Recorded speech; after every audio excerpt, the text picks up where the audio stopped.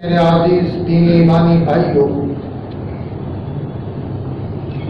خلوص نیت کے ساتھ اللہ پاک مختصر سے مکتمل کچھ بات کہنے کی توفیق عطا فرمائے جو گنہگار کے لیے بھی مفید ہو اور آپ حضرات کے لیے بھی مفید ہو۔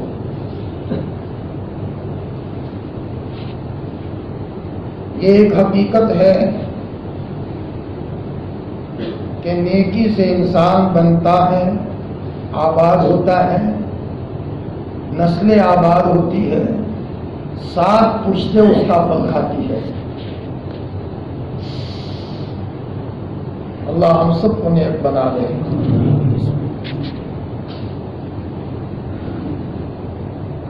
اور دنیا سے آدمی آنکھوں کی ٹھنڈک دیکھ کر دنیا سے جاتا ہے، اولاد کو دیکھ کر کلیجہ ٹھنڈا، بیوی کو دیکھ کر چہرہ نورانی۔ جب یہ میری بیوی میرے گھر میں آئی تھی، نماز بھی نہیں پڑھتی تھی، غافل تھی، لیکن اے اللہ میرے رات کے آنسوؤں نے میری بیوی کو بدل کر کے رکھ دیا۔ اور اطمینان ہوتا ہے کہ میں قبر میں جا کر سوؤں گا، میرے بیوی کے آنسو میرے بچوں کو ضائع نہیں ہونے دیں گے۔ یہ بھول ہے کہ پیسوں سے اولاد بچے گی، یہ بھول ہے کہ صرف مال بنانے سے اولاد محفوظ رہے گی۔ شیطان اس کو کہاں سے روکو گے؟ روکو وہ تو بے دینی کے راستے سے دلوں میں رگوں میں گھس کر کے ہمیں اور ہماری نسلوں کو تباہ کر دے گا۔ ہمیں دشمن کس کو سمجھنا چاہیے تھا اور کس کو سمجھ رہے ہیں، کس سے چوکنا ہونا تھا اور کس سے چوکنا ہو رہے ہیں، بھول ہو رہی ہماری۔ ایک آدمی کی زندگی کی دھن بن جائے کہ سر کے بالوں سے لے کر پاؤں کے ناخن تک مجھے سب چیزوں کو نیک کرنا ہے، آنکھیں نیک، کان نیک، زبان نیک، حتیٰ کہ میری سوچ نیک، میرے دل میں آنے والے خیالات نیک۔ انبیاء تو بہت دور کی بات ہے، وہ تو بہت بڑے ہیں۔ بعض اللہ کے اولیاء ایسے گزرے ہیں اسی دھرتی پر، جس دھرتی پر ہم جی رہے ہیں، جہاں ہم گناہ کر رہے ہیں، ان کے بھی بال بچے تھے، لیکن 40 سال ہو جاتے تھے گناہ تو گناہ ایک لغو بات کا تصور ان کے دل میں نہیں آتا تھا۔ ہم نے بڑے تاجر کو دیکھ کر للچائے ہم بھی تاجر بنے، کسی کا محل دیکھ کر کے للچائے کہ ہمارا بھی محل بنے۔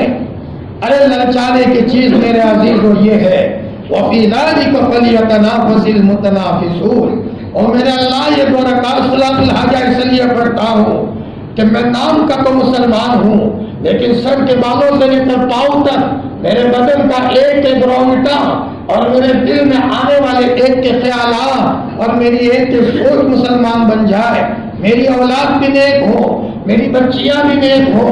بس یہ آدمی کی دھن سوار ہے، اسی کی رٹ ہے، صلاۃ الحاجہ پڑھتا ہے، مانگتا رہتا ہے، مانگنے والوں کو اللہ ضائع نہیں کرتے۔ فرمایا جو لوگ بن کے گئے وہ ہماری طرح تھے، وہ بھی گودڑی پر بیٹھتے تھے۔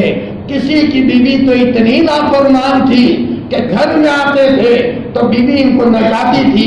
بعض ایسے بھی اللہ کے اولیاء گزرے ہیں کہ فرمایا کہ بیوی کے ذریعے سے دم گھٹتا تھا ان کا، لیکن طے کیا تھا تو انہوں نے محنت کے نتیجے میں بنے، اور ایسے بنے صرف ولی نہیں بلکہ ابدال بن کر دنیا سے گزرے ہیں۔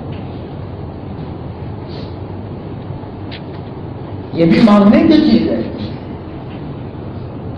قرآن جو پڑھتے ہو اس میں یہی تو بتایا، نیکی والے بن گئے، چاہے غریب تھے، دکھنے میں بعض خوبصورت نہیں تھے، لیکن نیکی تھی، چھوٹی چھوٹی روزیوں میں اللہ نے برکت دی، اولاد کو فرما بردار بنایا، اور دل کی گہرائیوں میں اللہ نے ایسا سکون دیا جو ایسی روموں میں گناہ کے نتیجے میں نصیب نہیں ہوتا۔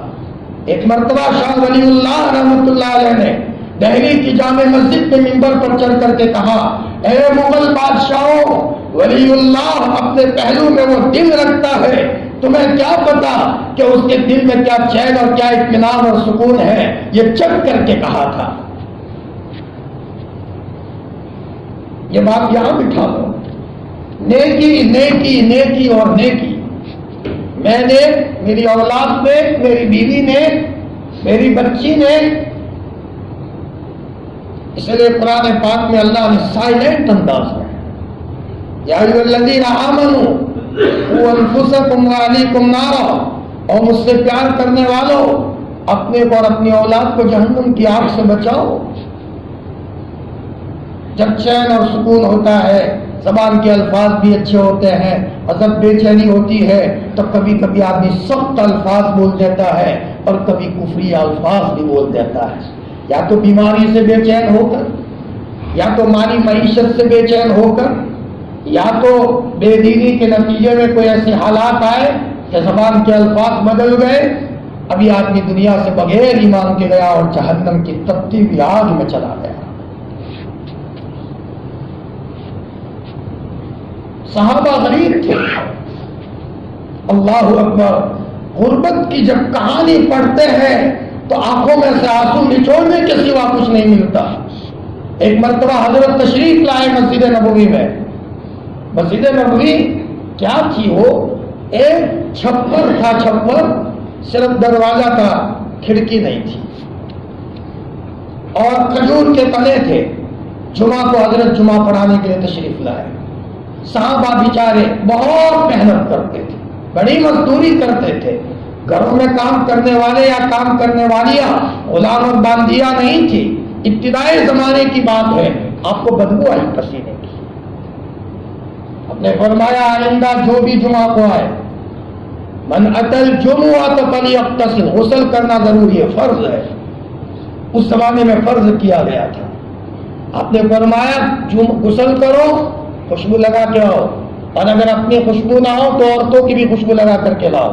اس زمانے میں عورتوں کی ایسی خوشبو ہوتی تھی جو صرف سائلنٹ ہو، پھپتے دار نہ ہو، مردوں تک نہ پہنچے، تھوڑی تھوڑی خوشبو ہو لیکن لگا کر کے آؤ.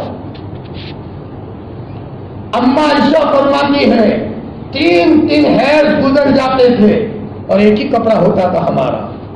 دھونے جائے تو کتان کے کپڑے بار بار دھونے سے کڑک ہو جائے، پھٹ جائے، جہاں خون کا دبا لگا ہے وہی دھو دیتے تھے.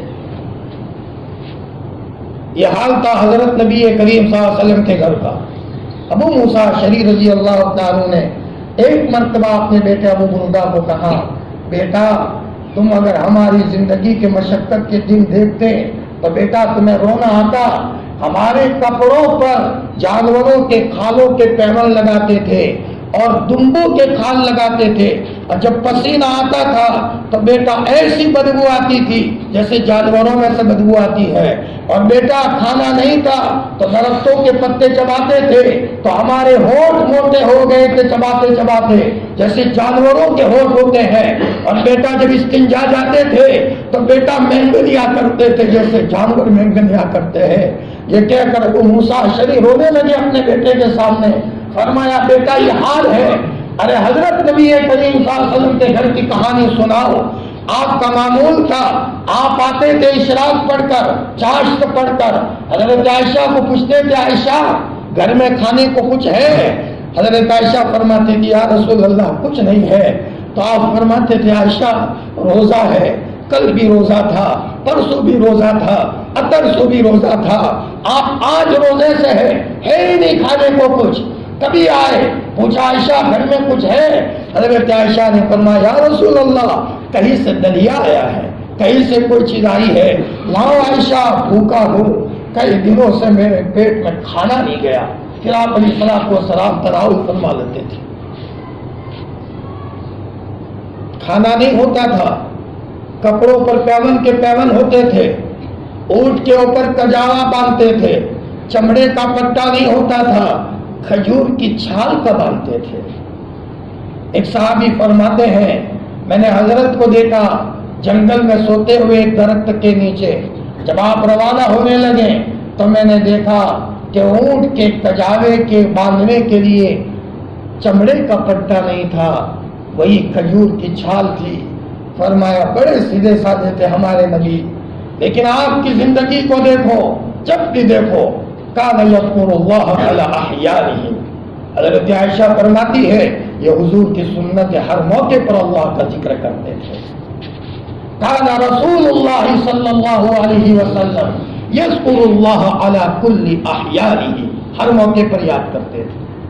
بلکہ علماء نے لکھا ہے استنجا خانے سے باہر آ کر آپ نے جو دعا پڑھی ہے غفرانک الحمدللہ الذی اذھب عنی الاذی وعافانی، اے اللہ میں معافی مانگتا ہوں. کون سا گناہ کیا ہے تو آپ معافی مانگتے ہیں؟ علماء کی ایک جماعت فرماتے ہیں کہ یہ دعا شروع سے چلی آتی ہے حضرت آدم علیہ السلام سے. حضرت آدم جنت میں تھے تو جنت میں تو پیشاب پاخانہ نہیں ہوتا تھا، لیکن دنیا میں آئے اور دنیا میں آ کر دنیا کی ہوا لگی. اب جب پیشاب پاخانے کی بدبو آئی فوراً جنت کو یاد کر کے رونے لگے. میں نے غلطی کی تو جنت کی آب و ہوا سے نکل گیا اور مجھے پیشاب پاخانہ کی بدبو سننے کا موقع آیا. پھر اپنے گناہ کو یاد کر کے کہا غفرانک، اے اللہ میں تجھ سے معافی مانگتا ہوں. ایک قول یہ ہے. بعض علماء نے فرمایا حضرت نبی کریم صلی اللہ علیہ وسلم آپ کا دل ہر وقت اللہ اللہ کرتا تھا، لیکن استنجا خانے میں جانے کے بعد ناپاکی کی وجہ سے اللہ کا ذکر بند کر دیا.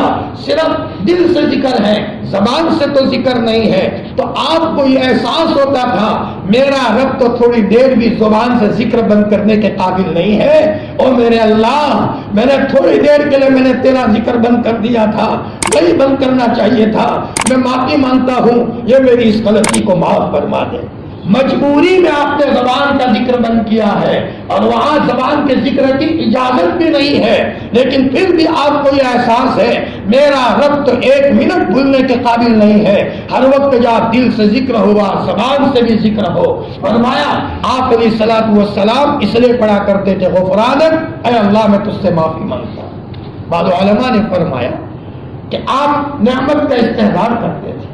آسانی سے لقمہ پیٹ میں گیا، انتڑیوں میں ہضم ہو گیا، میں تو سو گیا تھا اور استنجا آرام سے باہر آ گیا. اتنی بڑی میرے اللہ کی نعمتیں اور میں اللہ کو تو اتنا یاد نہ کر سکوں اور میرے اللہ کی مجھ سے کوتاہی ہو جائے.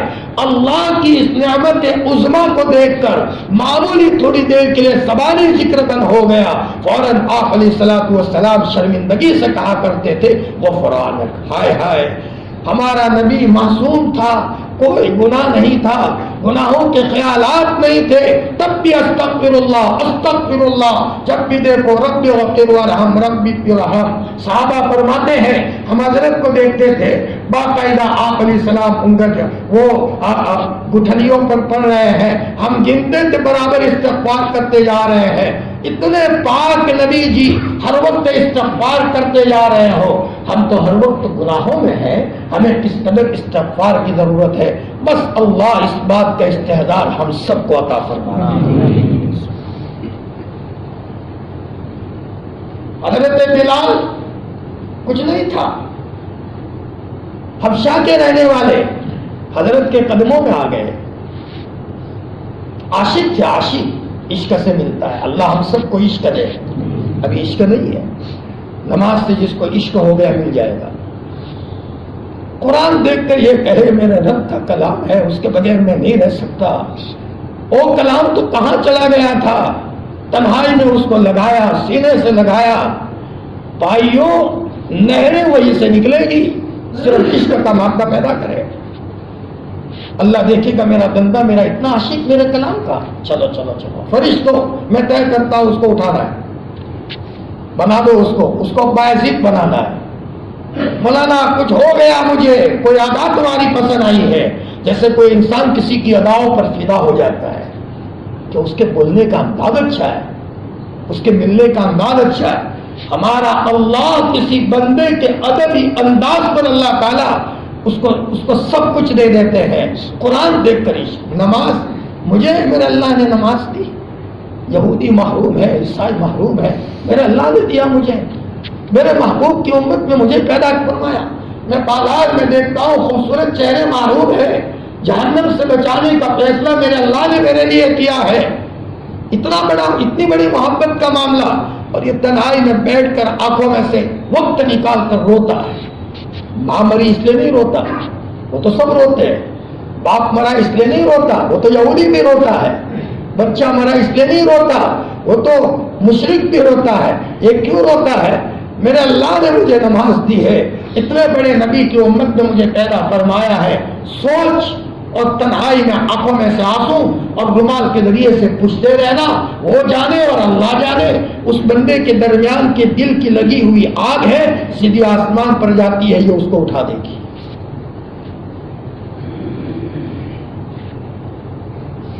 نیکی کے لیے حضرت بلال حبشی اللہ کے رسول صلی اللہ علیہ وسلم کے قدموں میں، حضور نے فرمایا مسجد نبوی کے اذان آپ دو گے بلال. خواب تو دیکھا تھا عبداللہ ابن زید ابن عبد ربی نے. مسجد نبوی میں پہلے تو تھوڑے گھر تھے، صرف اعلان ہوتا تھا آ جاؤ نماز کے لیے. محلہ بڑھ گیا، اب کیسے لوگوں کو جمع کیا جائے؟ مشورہ ہوا، کسی نے کہا ڈھول بجاؤ، کسی نے کہا نقارہ بجاؤ، کسی نے کہا جھنڈی کرو تاکہ سب لوگ دیکھ لیں، کسی نے کہا بڑی ٹیلے پر چڑھ کر اعلان کرو. حضور بھی بالکل کنفیوز ہے کیا کیا جائے. صحابوں سے مشورہ ہو رہا ہے. ایک صحابی گئے گھر اسی ٹینشن میں کہ حضور کسی معاملے کے ٹینشن میں. صحابی سوئے اور اچانک ایک صحابی خواب میں آئے، ایک فرشتہ خواب میں آیا تو فرمایا کہ اذان کسی کو اطلاع دینی ہو تو اس طریقے سے کلمات کہے جائے. انہوں نے کہا اللہ اکبر اللہ اکبر. اذان کے سارے کلمات وہ فرشتے نے خواب میں ان کے سامنے سنا، ان کو یاد ہو گئے. اللہ جب چاہے وہی ہوتا ہے، اتنا پڑا بھول گئے. دیکھا سب یاد. اللہ کی قدرت کو سمجھو، اللہ کی قدرت کو پانے کے لیے راستے ہموار کرنے پڑیں گے، اللہ کے پیار کو پانے کے لیے راستے ہموار کرنے پڑیں گے.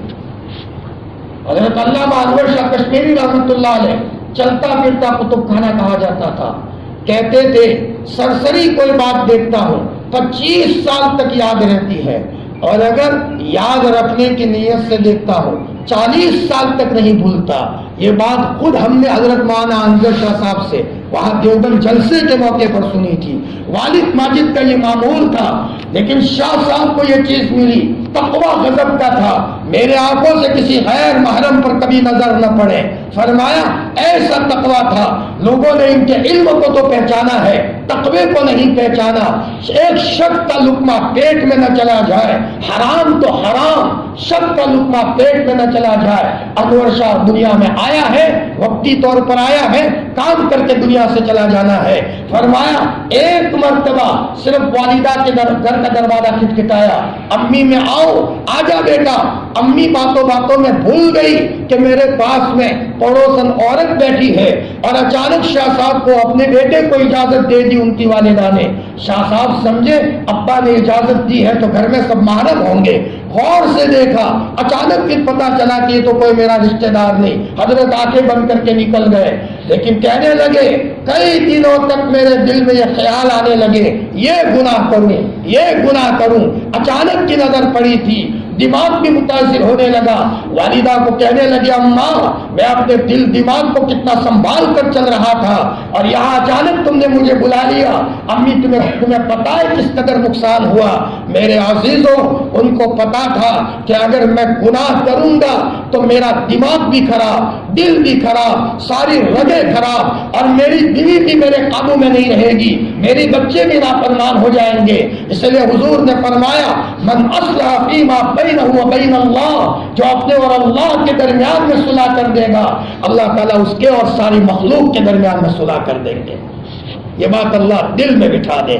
آج کی مجلس گناہوں سے توبہ کی مجلس ہے. دل میں سوچ کر بیٹھو کہ جو بھی غلطیاں زندگی میں ہے، ہم یہ نہ سمجھیں میں تو بہت اچھا، کون سی غلطی سے مجھے اللہ نے پکڑا. میرے عزیزوں ہمارے پاس اللہ ہمیں جو جلا رہا ہے وہی اس کا کرم ہے. ہم تو مسجد میں بھی آتے ہیں تو بے ادبی کے ساتھ آتے ہیں، قرآن کو پکڑتے ہیں تو بھی پڑھتے ہوئے بے ادبی کا انداز اختیار کرتے ہیں. ایک بادشاہ کے خط کا کوئی بے ادبی کرے، بادشاہ زور سے تماچا لگائے گا، نادان خط مجھے دے دے، تجھے تیرے پاس طریقہ نہیں ہے.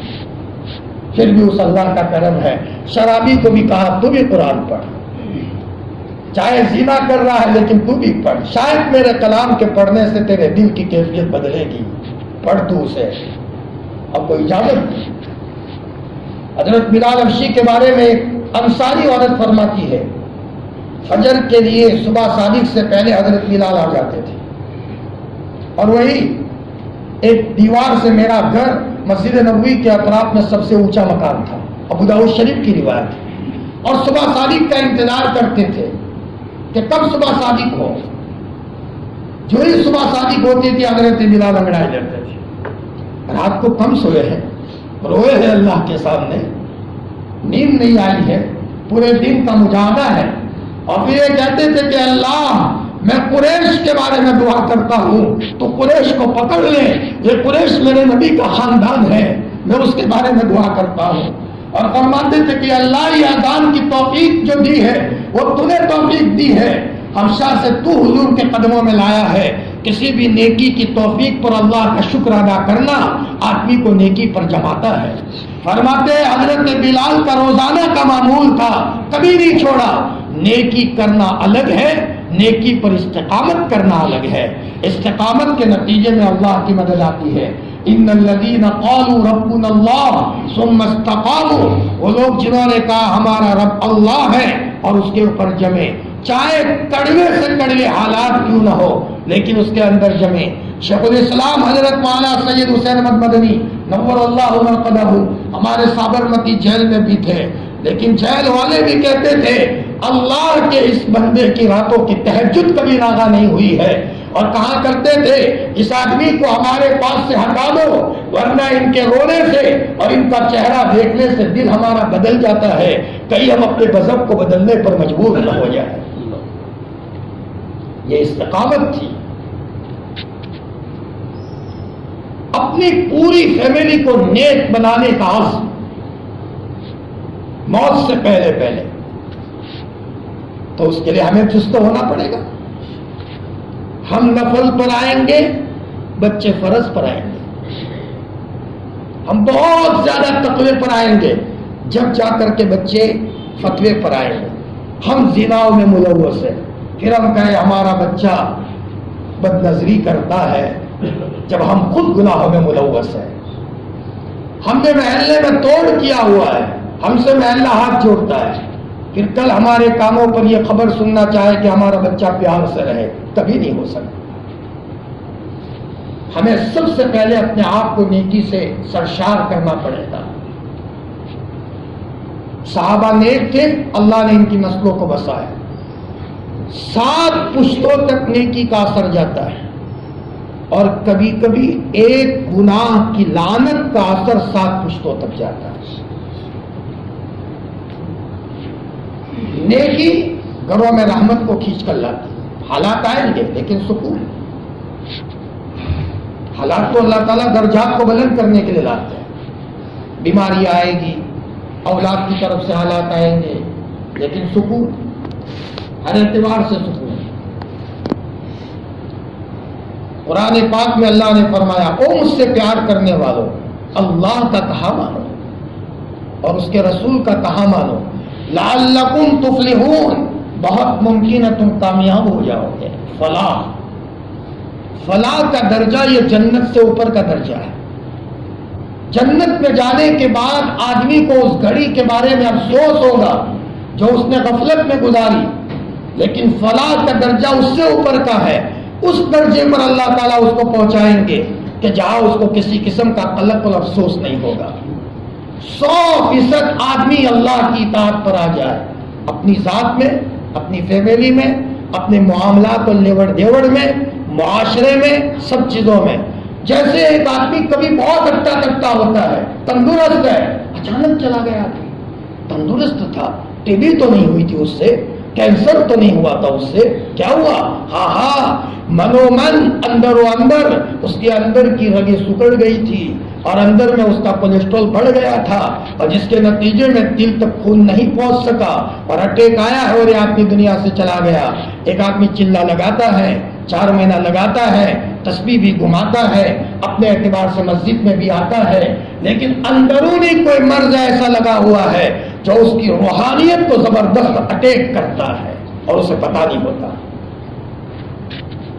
बहुत नेक आदमी है, इतने चिल्ले लगाए, लेकिन महल्ले वाले उससे हाथ जोड़ते हैं। क्यों?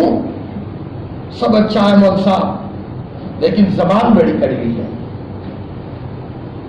वक्त लगाया, कई चिल्ले लगा दिए, कई 4 महीने लगा दिए, लेकिन कोई बीवी उनके घर में नहीं टकती। जुल्म करता है आदमी, जुल्म की बीमारी उसके साथ लगी हुई है। चाहे दाढ़ी है, जुब्बा है, इजार पहना हुआ है, शरीर खुलिया है उसका, ये अंदरूनी मर्ज है घर का। जैसे बीमारियों में कोई छोटी बीमारी आपने घर में नहीं रहने देता। बेटा उठ जल्दी, बुखार आया है तुझे, उसकी दवा दारू कर, कहीं ऐसा ना उसका रिपोर्ट करवा दे।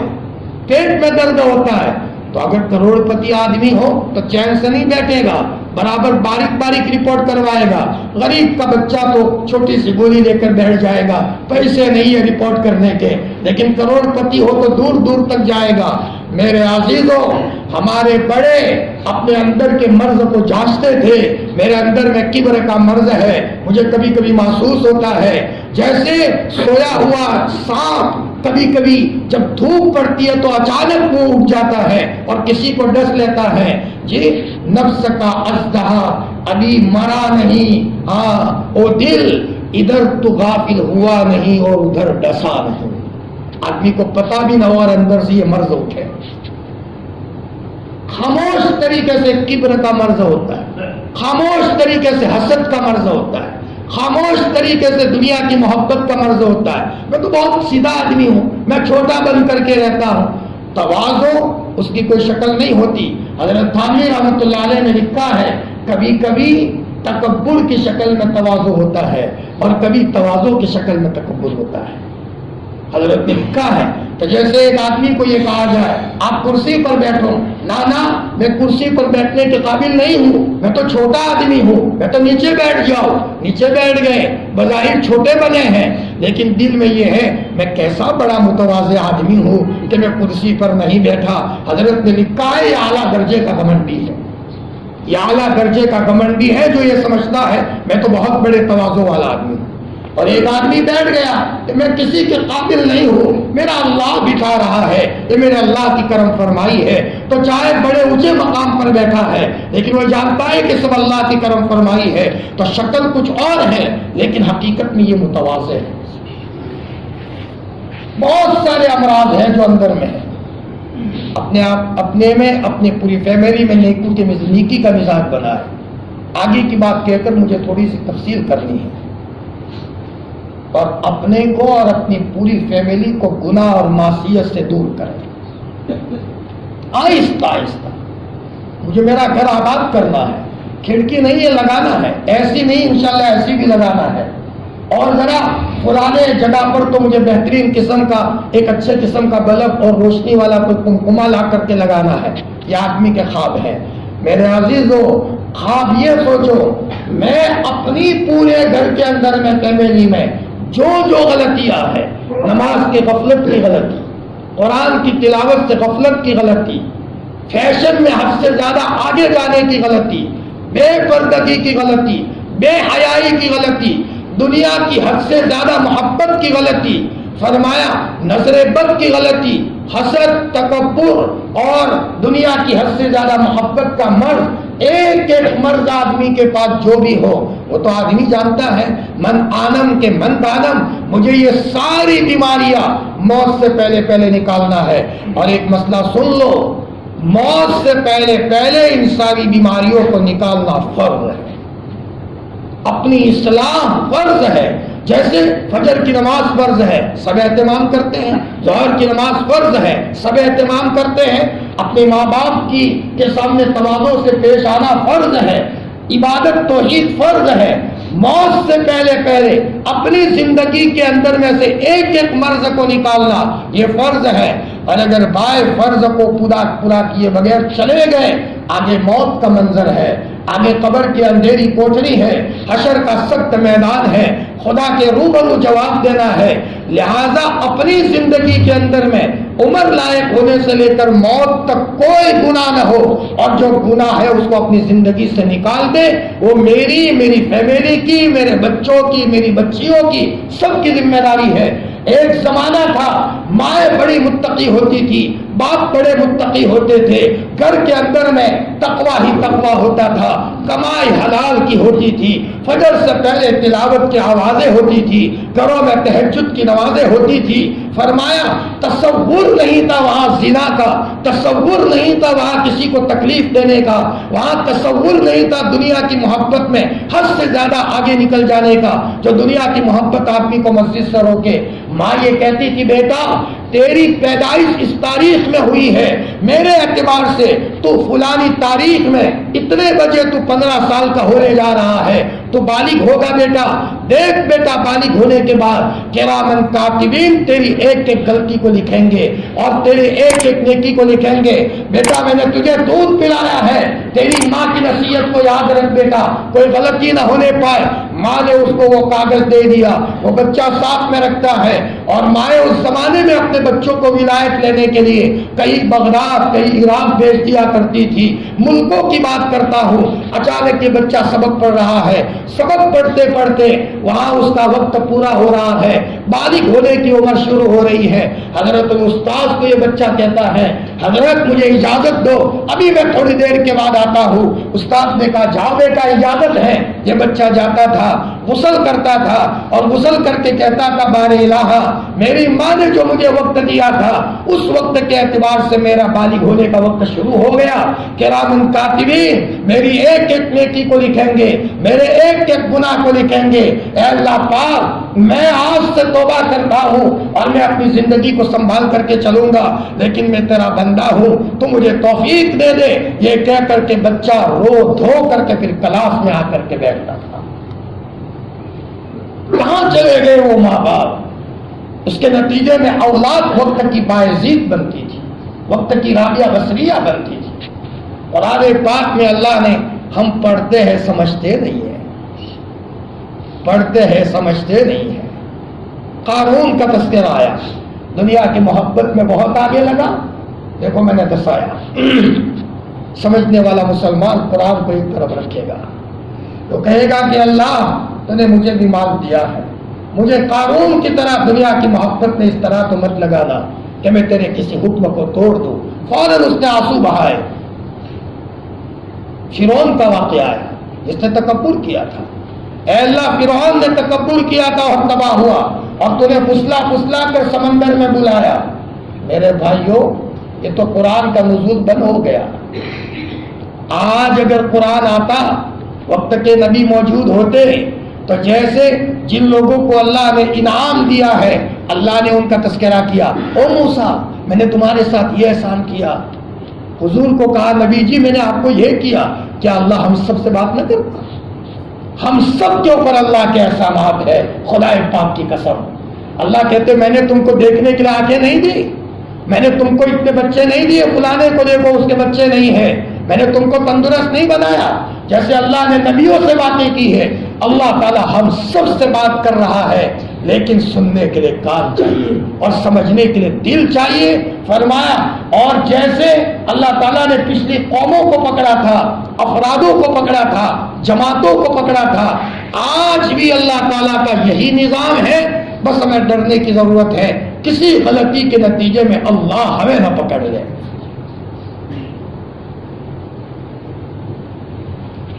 ایک ایک غلطی سے اپنے کو نجات، بیماریاں بہت ہیں، اللہ ہم سب کو زندگی کی قدر کی توفیق دے۔ بائیں پاؤں میں طاقت ہے، نماز پڑھنے کی ہمارے پاس بس ہے، آنکھوں سے دیکھ رہے ہیں، جی یہ موقع ہے، موقع جتنا لینا چاہے لے سکتے ہیں، اللہ دینے کے لیے تیار ہے۔ آج تو اللہ کی مدد استقبال کے لیے بہت تیار ہے، امت کمزور ہے، قرب قیامت میں ہے، قدر کر لیں۔ خواجہ عبد القدوس گنگوئی رحمۃ اللہ علیہ کر کے بہت بڑے اللہ کے ولی گزرے ہیں، قدر پر میں واقعہ بیان کر رہا ہوں۔ لوگ ملکوں سے آتے تھے گنگوہ میں، ہمارے یہاں یوپی میں جو گنگوہ ہے، یہاں ہندوستان میں ایسے ایسے علماء گزرے ہیں کہ ملکوں سے لوگ ان کے قدموں میں آتے تھے، ملکوں سے۔ ابھی نزدیک میں گزرے ہیں حضرت مولانا علی میاں صاحب رحمۃ اللہ علیہ، قطر والوں نے باقاعدہ ایک نمائندہ بھیجا حضرت کو ایوارڈ دینے کے لیے۔ واجپئی جی کی سرکار تھی، دہلی میں ہوائی جہاز آیا اور یوں کہا کہ یہ ابو الحسن میاں کون ہے، قطر والوں نے بھیجا ہے ایوارڈ دینے کے لیے۔ اللہ اکبر! بڑے بڑے لوگ، بڑے بڑے بادشاہ ان کے قدموں میں بیٹھتے تھے، جو یہ گودڑیوں پر بیٹھنے والے۔ حضرت مولانا گنگوئی رحمۃ اللہ علیہ کے پاس، خواجہ عبد القدوس گنگوئی کے پاس ملکوں سے لوگ آتے تھے۔ رہی ایک مقام سے ایک صاحب آتے تھے ان کے خواجہ عبد القدوس کی خدمت میں، حضرت کا بیٹا یا پوتا تھا، نام تھا محمد سعید، لیکن باپ کی حیاتی میں بچے نے قدر نہیں کی، کبوتر بازی کرتا تھا، کبوتر لڑاتا تھا، جیسے کبھی باپ کی حیاتی میں بچہ قدر نہ کرے۔ چل رہا ہے ایسا، اپنے بچوں کو قدر سکھانے کی ضرورت ہے۔ ہم نے دیکھا ہے حضرت مفتی فاروق صاحب عمر اللہ عمر قدم اپنے بیٹے محمود کو پابندی سے ہردوئی بھیجا کرتے تھے، جاؤ بیٹا وہاں۔ جانتے تھے کہ بچہ دیندار بنے گا تو مال کا صحیح استعمال بھی کرے گا، ورنہ بے دینی کے نتیجے میں سب چلا جائے گا۔ قاری طیب صاحب رحمۃ اللہ علیہ کو ان کے والد حافظ احمد صاحب نے تھانہ بھون میں بھیجا، جاؤ بیٹا وہاں۔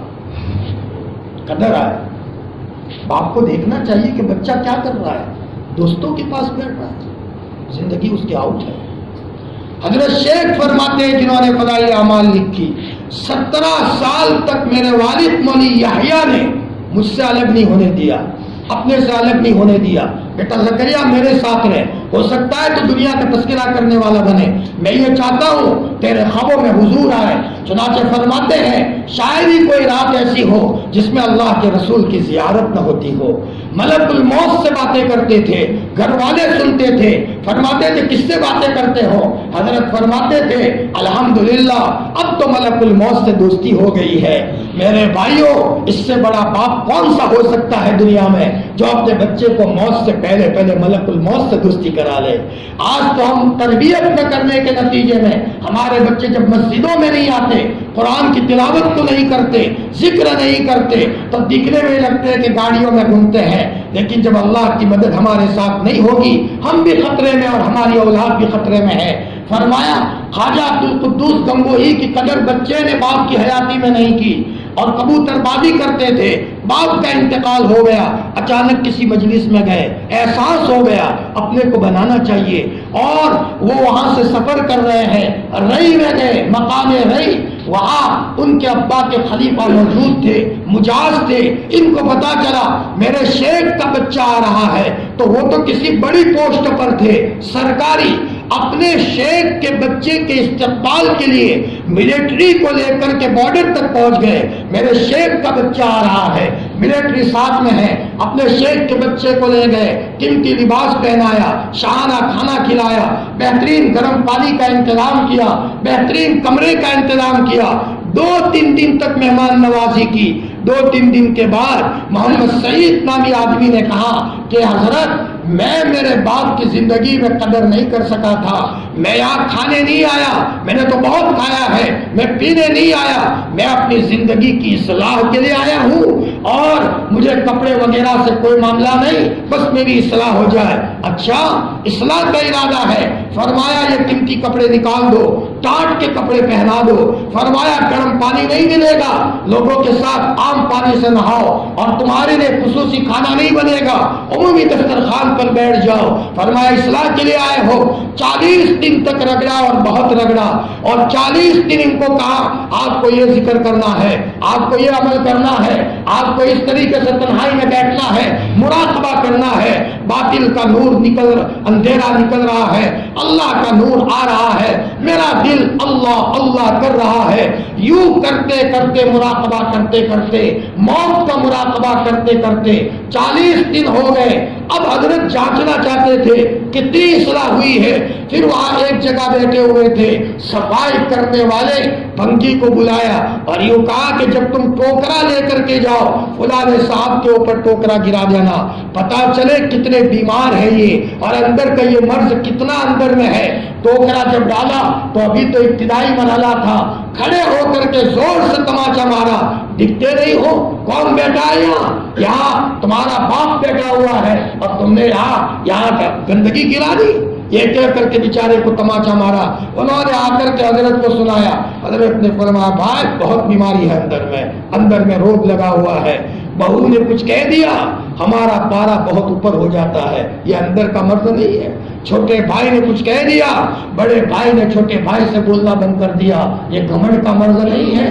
جی محلے میں کسی نے کچھ کہہ دیا تھا, بولنا بند. کسی نے ہم سے مشورے میں نہیں پوچھا تھا, مجھے کیوں نہیں پوچھا. ہاں یہ حقیقت میں وہی جملہ ہے جو شیطان نے کہا تھا کہ میں آدم کے سامنے سجدہ کیوں کروں, ان سے تو میں بہتر ہوں, ان کو آپ نے مٹی سے بنایا ہے, مجھے آگ سے بنایا ہے. جو جملہ شیطان نے کہا تھا بھائی کچھ بھی بہانہ کر لو, ہمارے اندر کا جملہ وہی ہے. میرا بھی کوئی مقام ہے. چھوٹے بھائی نے مجھ سے کیوں نہیں بولا. اور علماء نے لکھا ہے گھمنڈ کرنے والا کبھی جنت میں نہیں جائے گا. لا يدخل الجنت من كان في قلبه مثقال ذرة من الكبر, جس کے دل میں ذرہ برابر بھی گھمنڈ ہوگا وہ جنت میں نہیں جائے گا. سوال یہ پیدا ہوتا ہے, حدیث میں تو آتا ہے معمولی کوئی ایمان بچا کر کے لے گیا, اللہ تعالیٰ اس دنیا سے 10 گنی بڑی جنت عطا فرمائیں گے. تو اس کا مطلب یہ ہے کہ معمولی کبر کے نتیجے میں ایمان بچتا ہی نہیں ہے, ایمان نکل جاتا ہے. 2 حدیثوں کو سامنے رکھ کر علماء نے فرمایا اس لیے ہمارا نبی بہت متواضع تھا, چھوٹا بن کر کے رہتا تھا, محلے میں بچوں کو سلامی کرتا تھا, چھوٹے چھوٹے بچوں کو گودوں میں رکھا جاتا تھا, بچے پیشاب کر جاتے تھے. فرمایا اور آپ علیہ السلام کھانے بیٹھتے تھے تو اس طریقے سے بیٹھتے تھے جیسے فقیر اور مسکین بیٹھتا ہو.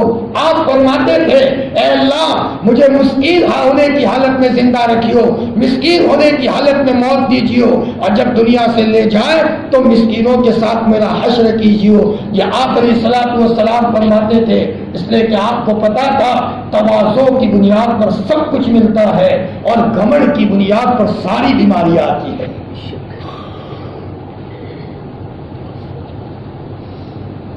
حضرت نے فرمایا وظیفہ اور تیز کرو, بہت بیماری ہے تم میں. ہر ایک آدمی اپنا جائزہ لے. بیوی نے کچھ کہہ دیا تماشا لگا دیا اور اس کے نتیجے میں طلاقیں ہوئی. یہ سب گھمنڈ کے نتیجے میں معاشرہ ٹوٹ گیا. بچہ آپ سے ناراض, بچہ ہے نادان ہے, بیٹا ایسا مت کرو, بیٹا پیار سے بات کرو.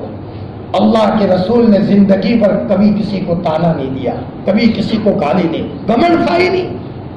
وہاں تو تواضع اور بہت تواضع, بہت زیادہ تواضع کیا, بلکہ تواضع کا گودام تھا آپ کے پاس. سارے ولیوں کو تواضع حضور کے پاس سے ملی ہے, تو اسٹاک تو حضور کے پاس تھا. 40 دن وظیفہ کروایا, مجلس میں بٹھایا. اب ان کو بیٹھے ہوئے تھے, اس کو کہا بھنگی کو اب کچرا ڈالو. جب بنتا ہے تبھی مزاج بدلتا ہے. ہم نے مزاج بدلنے کا سوچا ہی نہیں. چل رہے اور ملک الموت آ کر پکڑتے اسی حالت. پائے وہاں تو پائے کا حساب ہوگا. ابھی امام صاحب نے ماشاءاللہ بڑی بہترین قرات سے فَمَن يَعْمَلْ مِثْقَالَ ذَرَّةٍ خَيْرًا يَرَهُ وَمَن يَعْمَلْ مِثْقَالَ ذَرَّةٍ شَرًّا يَرَهُ والی جو آیت کی تلاوت کی, یہی آیت تھی. امام ابو حنیفہ عشاء کے بعد سے فجر تک پڑھتے رہے اور روتے رہے. انہی آیتوں نے ان کو راتوں میں جگا دیا تھا. فرمایا 40 دن تک پھر ان کا وظیفہ دیا, بھاری ڈوز دیا. 40 دن کے بعد بھنگی کو کہا آپ ڈالو. اب ذرا تھوڑا مزاج بدلا ہے. اب انہوں نے صرف آنکھیں دکھائی, کھڑے نہیں ہوئے.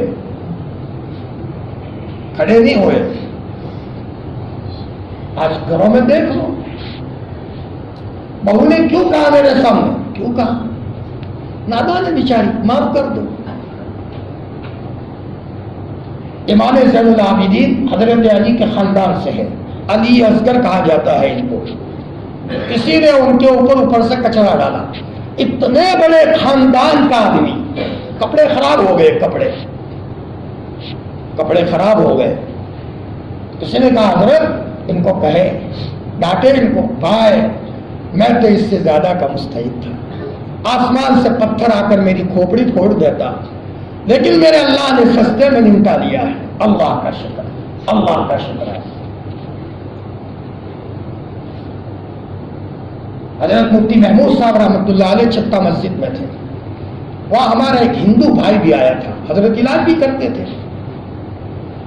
آج تو ہمارے دل میں ان کے ساتھ نہ بیٹھو، ان کے ساتھ نہ رہو، مطلب یہ ہے کہ میں بڑے شان والا ہوں۔ حدیث میں آتا ہے حضرت جب مدینہ المنورہ میں آتے تھے تو اپنی اٹھنی پر بچوں کو بٹھاتے تھے، بچوں کو آگے بٹھاتے تھے، کسی کو پیچھے بٹھاتے۔ حضرت جعفر کے بچے بھی آئے تو آپ نے ان کو اٹھا کر آگے بٹھا۔ یہی حال حضرت ابو بکر صدیق کا تھا، بلکہ اور زیادہ دل میں چھوٹا پن پیدا ہو، بیواؤں کے گھر میں جھاڑو لگاتے تھے، اندر سے کبر ختم ہو۔ حضرت قاری طیب صاحب رحمۃ اللہ علیہ تھانہ بھون گئے، بڑے باپ کے بیٹے تھے، ان کے والد دیوبند کے محققین تھے۔ میرے بچے میں گھمنڈ پیدا نہ ہو، اور گھمنڈ والا فیل ہے، گھمنڈ والا اپنے باپ کو نہیں سنبھال سکتا، گھمنڈ والا اپنے بچوں کو نہیں سنبھال سکتا، گھمنڈ والا اپنے بھائیوں کو لے کر چل نہیں سکتا، گھمنڈ والا اپنے خاندان کو لے کر چل نہیں سکتا۔ اور جو آدمی جتنا متواضع ہوگا وہ صرف خاندان کو نہیں قوم کو لے کر کے چل سکتا ہے۔ کیا بتاؤں، بعض لوگ جو مسلمان بھی نہیں ہوتے ان میں بھی بعض صفات بڑے اچھے ہوتے ہیں۔ ایک مرتبہ میں ٹرین میں سفر کر رہا تھا، اچانک وہاں اس میں ہمارا کوئی جوگی بھائی تھا، وہاں سامنے سویا تھا، سردی کا زمانہ تھا، ٹھٹر رہا تھا۔ اچانک سردی کے زمانے میں میرے پاس بھی لحاف تھا، میں صبح اٹھا، اللہ نے توفیق دی، تہجد کے موقع پر میں نے دیکھا سامنے بیچارہ ایک بھائی ہے، ٹھٹر رہا ہے، تو میں نے اپنا لحاف اس کو اڑا دیا، سامنے ہی سویا ہوا تھا۔ تو اب سردی سے اس کو نجات مل گئی اور گرمی لگ گئی، تو پاؤں سکڑے ہوئے تھے، پاؤں ذرا اس نے لمبے کر دیے اور برابر دل لگا کر کے وہ سویا۔ اسے نہیں پتا گرمی کہاں سے آئی ہے، بس سو گیا وہ نیند میں ہی تھا۔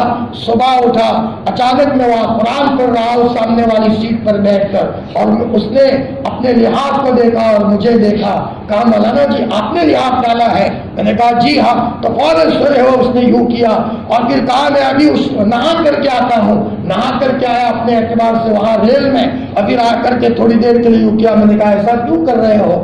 مولانا میرا دل بہت خوش ہو گیا۔ میں نے کہا کہ آپ میرے فادر کی عمر کے ہو، نبی جی نے فرمایا ہے بڑی عمر والوں کا خیال رکھو۔ فوراً آنکھوں میں سے آنسو بہا کر کہنے لگا مولانا ابھی ہمارے ایک ساتھی کا انتقال ہوا، میں تمہیں کیا بتاؤں، وہ ایسا بھلا آدمی تھا، شرابی آدمی، شراب پی کر گندے نالی کے پاس کوئی پڑا ہوا ہوتا تھا، گرمی ہوتی تھی، مکھیاں بن بناتی تھی، لوگ نفرت کرتے تھے، میرا یہ ساتھی چھاتا لے کر جاتا تھا اور اس کے اوپر چھتری کے ذریعے سے سایہ کرتا تھا، مکھی اڑاتا تھا، اور جب ہوش آتا تھا تو کہتا تھا میرے بھائی شراب چھوڑ دے، تیرے بھی بچے ہیں، تیرے بھی بیوی ہے۔ مولانا ایسا آدمی تھا۔ میرے بھائیوں ہمیں اس سے سبق لینے کی ضرورت ہے کہ ایک آدمی مسلمان نہیں ہے لیکن اس کی زندگی میں دوسرے کی خیر خواہی کا مادہ کیسا ہے۔ ہم تو مسلمان ہیں، جو اندر میں تواضع آئے گی ہم پورے خاندان کو لے کر کے چلیں گے۔ آج کوئی دو بھائیوں سے کٹا ہوا ہے، کوئی ایک بہن سے کٹا ہوا ہے، کوئی اپنے باپ سے کٹا ہوا ہے، یہ سب گھمنڈ کی بنیاد پر ہے۔ ہمیں کچل دیا جائے لوگوں کے پاؤں میں، اس سے بھی زیادہ ہم مستحق ہیں، ہم تو گنہگار ہیں۔ بانی دارالعلوم دیوبند مولانا قاسم نانوتوی رحمۃ اللہ علیہ دیوبند مدرسے میں ایک کمرے کی بنیاد رکھی جا رہی تھی، حضرت نے آسمان کی طرف دیکھ کر کہا او بار الہ، اگر مجھے یہ پتا چل جائے کہ تو اس سے راضی ہے کہ قاسم نانوتوی نیچے سو جائے اور اس کے اوپر عمارت بنا دی جائے تو قاسم نانوتوی اپنے کو نیچے سلانے کے لیے بھی تیار ہے۔ اپنے آپ کو کتنا متواضع کر کے رکھتے تھے۔ زمینیں تنگ ہو گئی، معاشرہ تنگ ہو گیا، فرمایا کیوں نہیں بولتے، شادی کا کارڈ نہیں بھیجا تھا، اوہو میں بہتر ہوں اس سے، کیوں نہیں بھیجا، اس کو بھیجا۔ بھائیو بہانہ کچھ بھی کر لو، عنوان کچھ بھی لگا لو، اپنوں میں بیٹھا ہوں، दोस्तों में बैठा हूँ, सबसे ज्यादा गुनहगार हूँ, लेकिन इसी कीड़े ने मेरे मुआशरे को काट करके रख दिया है। भाई ने अगर कुछ मारा था, भाई ने कहा है मेरे छोटे भाई ने, गए उसके पास, तो मेरा छोटा भाई है, मैं बाप के दर्जे में हूँ, बाप तो मर के चला गया है, भाई एक कपड़ा था वो आप पसंद आया है, मैं आपके लिए लाया हूँ। छोटा भाई बड़े भाई का चेहरा देखेगा, मैंने बड़े भाई को तमाचा मारा था और मेरा भाई मेरे पास आया है, वही छोटा भाई भाई के कदमों में गिरेगा। यही तो अखलाक थे जिसके नतीजे में लोग इस्लाम में दाखिल होते थे। आज छोटे छोटे घमंडों ने मस्जिदवार जमातों में तोड़ करके रख दिया है, आपस में तोड़, मुझे नहीं पूछा। अरे भाई पूछे न पूछे, मेरा अल्लाह बस राजी हो जाए और मेरी किसी गलती के नतीजे में अल्लाह ने उसके दिल से मेरी मोहब्बत को खत्म किया है, उसका कोई कसूर नहीं है, ये अल्लाह की तरफ से निजाम चलता है। कोई मुझे कहे ना कहे, मैं मखलूक से मिलूंगा, सारी मखलूक अल्लाह की आयाल है। फरमाया सैयद अहमद कबीर रिफाई रहमतुल्लाह अलैह, बहुत बड़े अल्लाह के वली गुजरे हैं। एक मर्तबा तालाब के ऊपर से गुजर रहे थे, छोटी सी पगडंडी थी, एक आदमी गुजर सकता है, दो नहीं, एक गुजरे तो दूसरे को नीचे तालाब में उतर जाना पड़े। थोड़ा थोड़ा पानी था, गटर जैसा पानी था, अब सामने से कुत्ता आ रहा है, या तो कुत्ता पगडंडी पर चले या तो सैयद साहब चले। तो सैयद साहब ने कुत्ते को कहा, ओ कुत्ते तू तालाब में उतर, तू गंदा होगा, तू तो नापाक है, मैं अगर उतरूंगा तो मैं नापाक हो जाऊंगा, मुझे तो नमाज पढ़ना है। कुत्ते को अल्लाह ने जबान दी, कहा सैयद साहब मैं उतर तो जाऊंगा, मैं तो वैसे भी नापाक हूं, लेकिन तुम्हारे दिल में घमंड का गंदगी पैदा हो जाएगी कि मैं कुत्ते से अच्छा हूं, इसीलिए कुत्ते को उतरना पड़ा।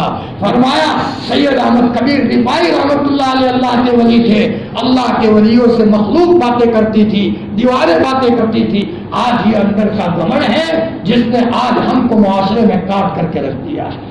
भाई झुकाओ झुकाओ झुकाओ झुकाओ, छोटे बनो, उसी से आगे ज़मज़म निकलेगा। हाँ हाँ, अगर बहू ने भी कुछ कह दिया है माफ कर दो, छोटे भाई ने कुछ कह दिया है माफ कर दो, माशरे को लेकर के चलो। हजरत शाह अब्दुल गनी फुलपुरी ने सिर्फ एक छोटे इज्जत वाले इंसान को सिर्फ कुछ कह दिया था और उसको तमाचा मारा था, कई किलोमीटर दूर जा करके उससे माफी मांगी।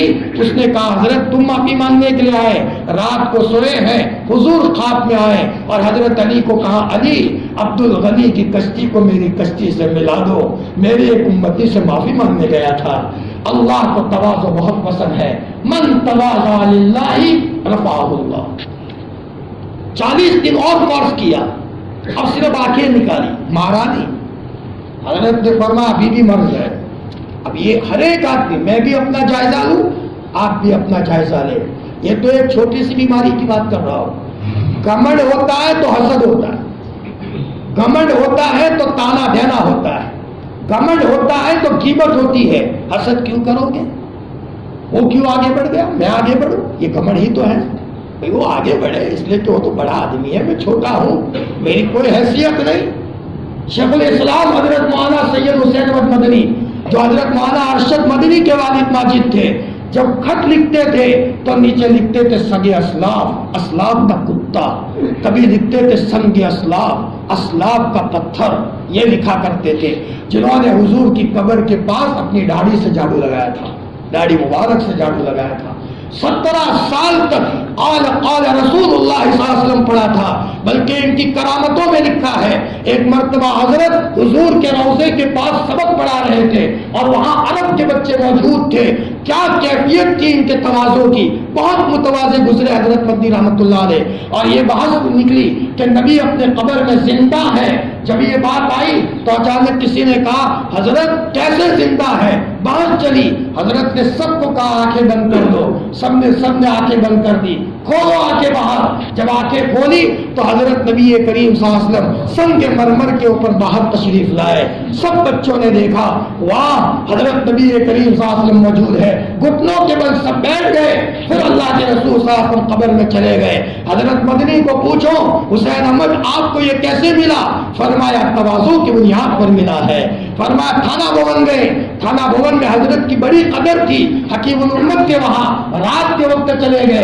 हजरत थानवी का दरवाजा नहीं खटखटाया कि मैं आया हूं, और हजरत वहां चबूतरे पर सो गए, चबूतरे पर सो गए।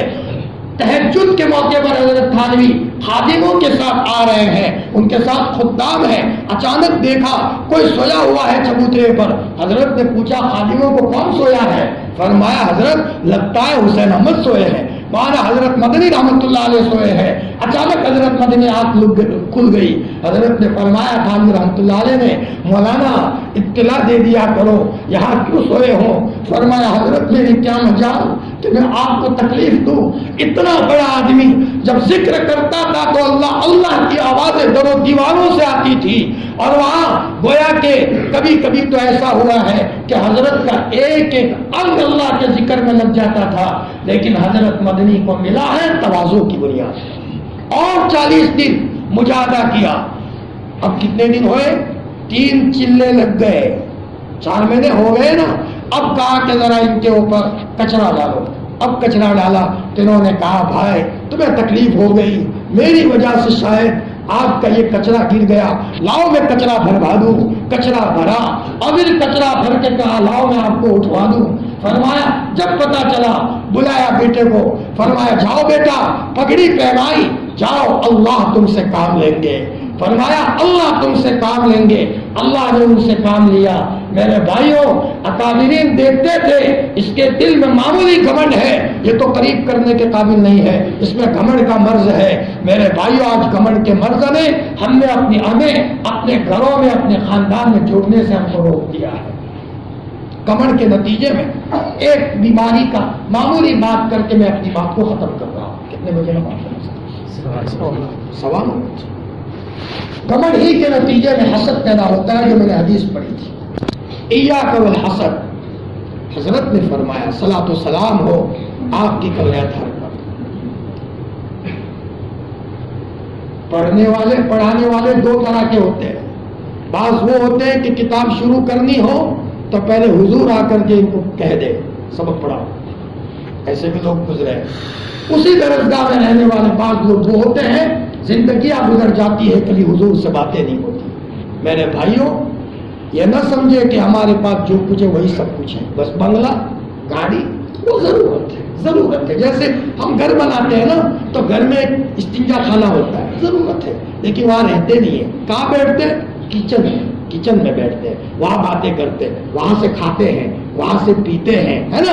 تو یہ دین جو ہے وہ ہمارے کچن کی طرح ہے۔ اور جہاں تک مسئلہ ہے یہ دنیا کی چیزوں کا، اس کا معاملہ ایسا استنجا خانے کی طرح ہے، ضرورت کے موقع پر اس کو استعمال کریں گے، ورنہ ہمارے لیے تو مسجد مدرسہ ہے۔ اسی کبر کے نتیجے میں حسد پیدا ہوتا ہے۔ آپ نے فرمایا حسد سے بچو۔ بڑا آدمی چیخے گا نہیں، جو آدمی جتنا بڑا ہوگا اتنا سائلنٹ بات کرے گا۔ اللہ بڑوں کا بڑا ہے۔ قرآن میں سائلنٹ طریقے سے بہت کچھ کہا ہے۔ جنہوں نے مانا بہت آگے نکل گئے، اور جنہوں نے نہیں مانا وہ تباہ اور برباد ہوئے، نسلیں برباد ہوئی۔ آپ نے فرمایا حسد سے بچو، کسی پر جلنے سے بچو۔ حسد نیکیوں کو اس طرح کھا جاتی ہے جیسے آگ لکڑی کو کھا جاتی ہے، سوکھی لکڑی کو کھا جاتی ہے۔ عمرے پر عمرہ کیے، حج پر حج کیے، بہت دان کیا ہے، بہت صدقہ کیا ہے، اور کسی پر جھل کر کے ختم کر دینا اس کو، یہ کون سی عقل مندی کی بات ہے؟ بہت حضور کہہ رہے ہیں حسد کرنے کے نتیجے میں ساری نیکیاں اس طرح صاف ہو جائے گی جیسے آگ سوکھی لکڑی کو کھا جاتا ہے۔ اب عمرے کے لیے کتنا اہتمام کیا تھا، حج کے لیے کتنا خرچ کیا تھا، اور ایک عمرہ نہیں کسی نے 2-3 عمرے کیے ہیں، کتنے صدقات کیے ہیں، ماؤں کے قدموں میں بیٹھ کر ماؤں کو خوش کیا تھا، کتنی نیکیاں کی تھی۔ یہ حدیث تو مطلق ہے۔ حسد کے نتیجے میں ساری نیکیاں ختم ہو جاتی ہیں اور جل جاتی ہے جیسے آگ سوکھی لکڑی کو کھا جاتی ہے۔ کیا مطلب؟ حسد کو دل سے نکالو۔ حسد کرنا یہ اللہ کی تقسیم پر اعتراض کرنا ہے۔ اے اللہ اس کو کیوں دیا، مجھے نہیں دیا؟ ہمیں کیا حق ہے اس پر اعتراض کرنے کا؟ دنیا کے کسی بادشاہ کو نہیں کہہ سکتے، اور بادشاہوں کے بادشاہوں پر اعتراض کرنے چلے گئے۔ میرے رب نے اس کو خوبصورت بنایا ہے، میرے اللہ کو منظور ہے، مجھے بھی منظور ہے۔ فرمایا اگر کوئی چیز نہیں ملی لیکن میرے اللہ کو یہ منظور ہے تو مجھے منظور ہے۔ ایک واقعہ کہہ کر میں اپنی بات ختم کروں۔ مولانا جوہر علی، وہ مولانا تو نہیں تھے لیکن ان کو مولانا محمد علی جوہر کہا جاتا ہے، انگریزوں سے مقابلے میں وہ تھے۔ ان کی لڑکی باہر وہ ان کو باہر والے انگریز جیل میں لے گئے. لڑکی یہاں بیمار ہوئی, مرنے کا وقت قریب آیا.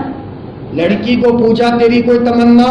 کہ میری تمنا یہ ہے کہ ابو کو ایک مرتبہ میں دیکھ لوں, ملاقات ہو جائے. کئی سال ہوئے ابو کی ملاقات نہیں ہوئی. یہاں سے اس لڑکی نے ابو کو خط لکھا, تار بھیجا.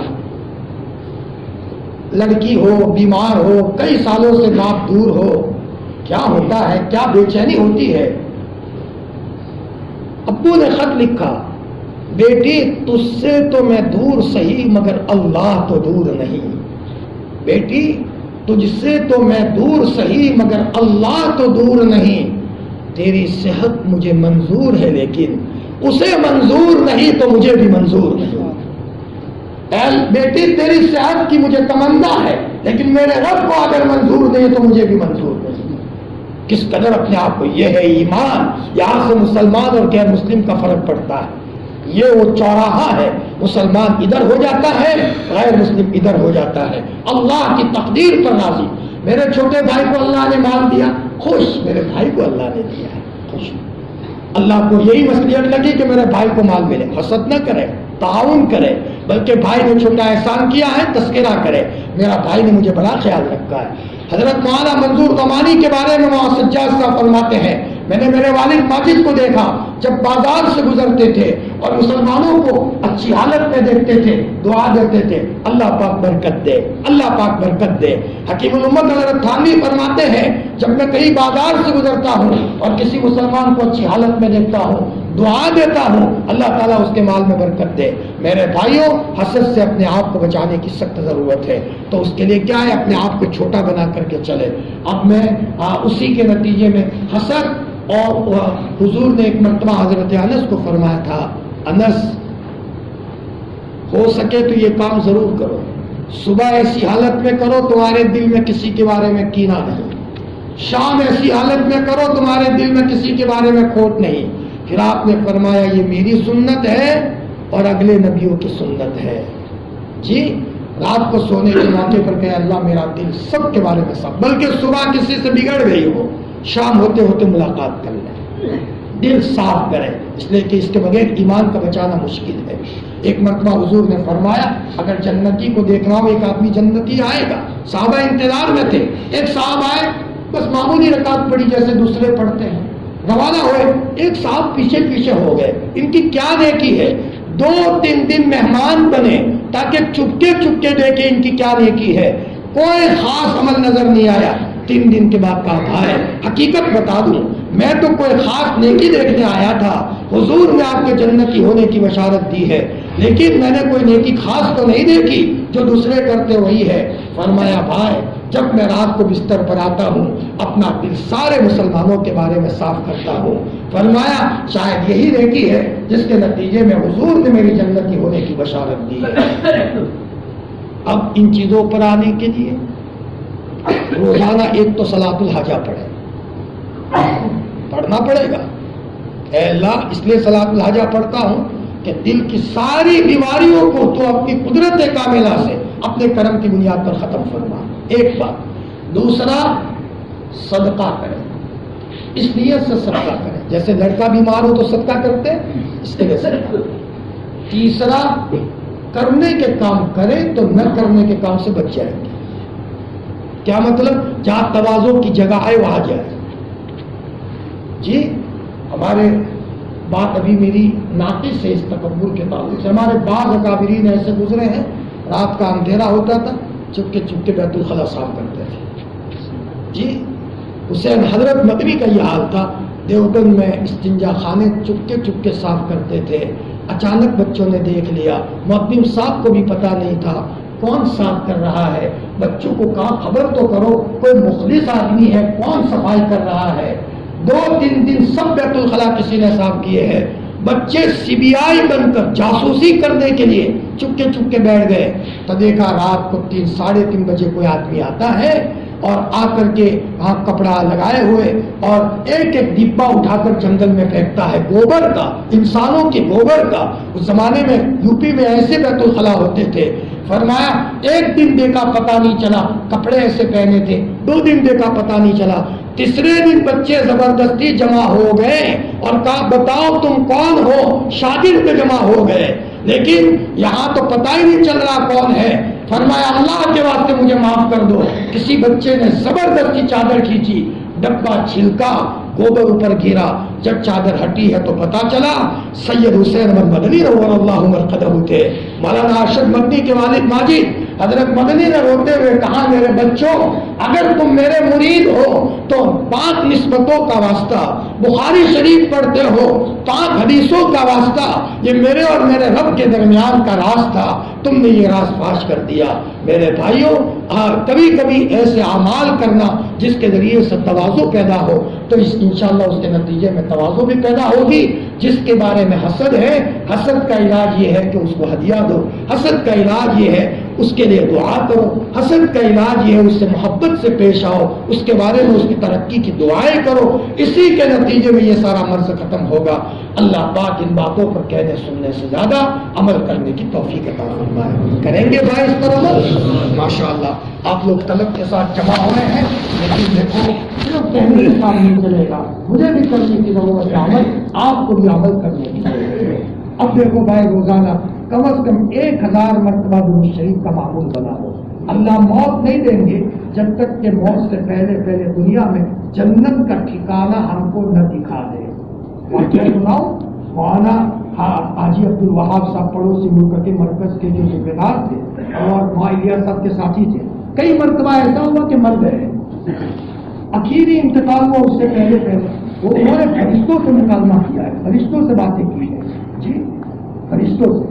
تو اچانک آئی سی یو میں لے جایا گیا، ڈاکٹر مسلمان تھا، تو یہ سمجھا ڈاکٹر کہ انتقال ہو گیا ہے، رونے لگا ڈاکٹر، باہر آ کر کہا حضرت تو چلے گئے۔ ان کے خادم مولانا فہیم صاحب کہتے سب رو رہے، پھر ہم اندر گئے، ڈاکٹر بھی گیا تو حضرت نے تو آنکھیں کھول دی، ڈاکٹر نے تو آنکھیں بند بھی کر دی تھی، کم گوٹے بھی باندھ دیے تھے۔ پھر یہاں اچانک گئے تو حضرت نے فرمایا کھولو، یہ سب بند کر دیا مجھے، کھولو کھولا۔ فرمایا ڈاکٹر فہیم صاحب نے پوچھا جو خادم تھے حضرت سب تو سمجھے تھے کہ آپ کا انتقال ہو گیا کہ فرشتے مجھے لینے آئے تھے۔ تو میں نے کہا کیوں لینے آئے ہو؟ میں تو درود شریف کا اہتمام کرتا ہوں اور میں نے پڑھا ہے اور سنا ہے جو آدمی اتنی مرتبہ درود پڑھے گا اللہ موت نہیں دیں گے جب تک کہ جنت کا ٹھکانہ نہ دیکھ لے۔ میں نے کہا دیکھا ہے، اللہ تعالیٰ نے بھیجا دوبارہ۔ میرے بھائیوں 1000 مرتبہ درود شریف کا اہتمام کرو۔ میں خصوصاً جوانوں کو کہتا ہوں آپ میں باعزیت بننے کی صلاحیت ہے، آپ میں جنید بغدادی بننے کی صلاحیت ہے۔ کسی نہ کسی گناہ کے نتیجے میں یہ سب معاملہ رکا ہوا ہے، ہر آدمی جانتا ہے میری کیا غلطی ہے، بس اس سے توبہ کر دے، اور توبہ نہ چھوٹتا ہو تو درود شریف کی کثرت کرے، اور جتنا درود پڑھیں گے انشاءاللہ اس سے اچھا ہوگا۔ اور استغفار کریں کم از کم 1000 مرتبہ، استغفار کے نتیجے میں ساری بندشیں گھٹے گی۔ اللہ پاک